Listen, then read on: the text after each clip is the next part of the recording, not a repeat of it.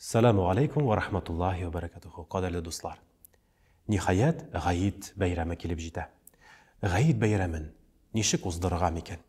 Birinchidan Payg'ambarimiz alayhissalatu vassalam hadislarning birisida aytadi, shundan da Alloh taolo oldinda ikki zo'r bayram bor. Ol G'ayit Fitr, ya'ni Ramazon g'ayiti, ham G'ayidul Adha, Qurbon g'ayiti bayrami, ham ikki g'ayitdan da zo'rroq bo'lgan atnas sayin kelgan Jum'a bayrami, Jum'a namozi deb aytdik. Ham nishik shusha g'ayitlarni uzdirg'am ekan. Nishik ularni mukammal kelish uzdirib Alloh taolaga yaqin ayirg'am ekan.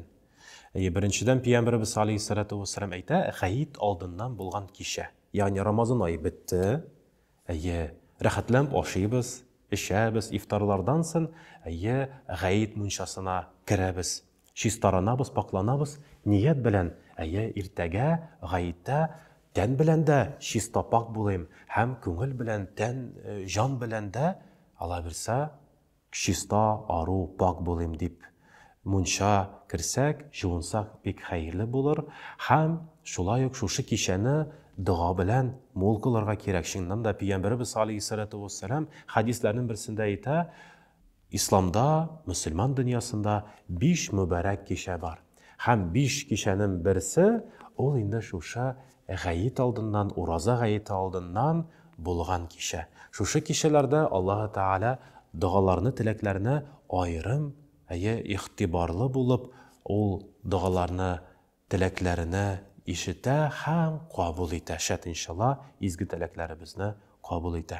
Allah Teala her birimizge de şuşu dualarımızın kabulluğuna iyi bulurga nasip eylesin.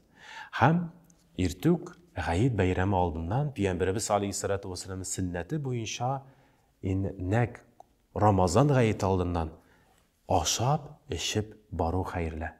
Begrakda xotin qizlarimiz g'ayitga bormasalar da, ida bo'lsalar da, ular g'ayitga boruvchi erlarin, balalarin Bismillah etib, irtuk turib, damni qiymoqlar azirlab, rizqlar bilan, tamnushkular bilan siylab jiberseler, bik savobli bo'lur ularga da. Hamda Alloh taolo g'ayit bayramning savoblarına iya bulurga nasip eyler shat inşallah. Hamda ya'ni oshab, ishib, ko'ngil ko'tanlikli halda shotlanib, siyinib, zikrlar aytib, takbirlar aytib borsak bek xayrli.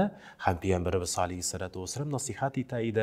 Masjidga borganda Allohu akbar, Allohu akbar, la ilaha illalloh, Allohu akbar, Allohu akbar va lillahil hamd deb shu duoni qabatlab borarga bir yo'ldan, ham qaytganda ikkinchi yo'ldan qaytuvi xayrli bo'lar. Agarda biz mashinada borsak, uyalmag'iz. Mashinada da shu duoni aytigiz.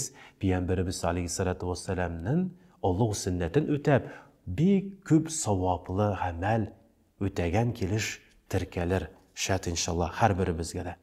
Ham masjidga kelib, ertaroq kelib, belgili Payg'ambarimiz alayhissalatu vassalam hadisida aytilar, farishtalar masjid eshik yonida bosib turarlar. Ham ertaroq kelgan kishilarga har birisini ko'paytirib, savob yozdirarlar. Alloh bilsa. Ham masjidda bo'lgan vaqtda, ol vaqtda biz Alloh taolaning qo'noqlari bo'lib sanalamiz. Alloh taolaning rahmati bilan Alloh bilsa har birimizning ortimizda farishta bosib turib, Allohumma g'afir lahum, Allohumma g'afir lahu, ya Rabbim Alloh taolo onim bilib, ham bilmishcha ishlangan gunohlarin g'afu et, yorliqa deb tilab turar. Shunga ko'ra masjidda bo'lgan vaqtda duo qilamizmi, namoz o'qiymizmi, yoki Hazratning va'zini tinglaymizmi? Alloh taolo shu vaqtda har birimizga da farishtalarning duolarına iya bo'lurga nasib eyli. Ham Alloh taolaning qo'noqlari bo'lib sanalamiz shu vaqtda. Namozlarga borganda albatta tag'in bir aytirsa edi, ol motor, shisto, aru kiyimlarni, balki yangi kiyimlarni kiysak da xayrli bo'lar, Alloh bilsa. Chunki biz shuning bilan g'ayit bayramin boshqa kunlardan ayirib turamiz. Alloh taolo shu g'ayit kunning darajalagan kabi biz da darajaliymiz. Ham Alloh taolaning sonsiz savoblarini Alloh bilsa iya bo'lurmiz. Ham g'ayitdan кайтканда, шулай ук күбрәк кешеләрне котлап, күбрәк кешеләргә тәбрикләү сүзләрен әйтеп, туганлык элемтәне ныгытсак бик әйбәт булыр иде. Һәм бер әйбер онытмагыз, Рамазан гаете алдыннан гаеткә хәтле фитр садаканы бирсәк, бик саваплы булыр. Шушы фитр садаканы биреп, Рамазан айында, уразалар вакытында, гыйбадәтләр вакытында кылган, бәлки кимчелекләр, хаталар булса, Аллаһ Тәгалә шушы фитр садаканы бирүләребез белән ризыклатамы, акчалатамы, мохтаҗларга бирүләребез белән без бик күп әҗр, савап алабыз һәм гөнаһлардан арынабыз. Шәт иншалла. Аллаһ Тәгалә гаетләребезне, бәйрәм намазларыбызны, бәйрәмнәребезне mübarek kılsın. Allah bilse Allah Teala'nın rahmetinde bulun nasip ve yasar eylesin. Esselamu aleyküm ve rahmetullahi ve berekatuhu. Beyram bilen dostlar.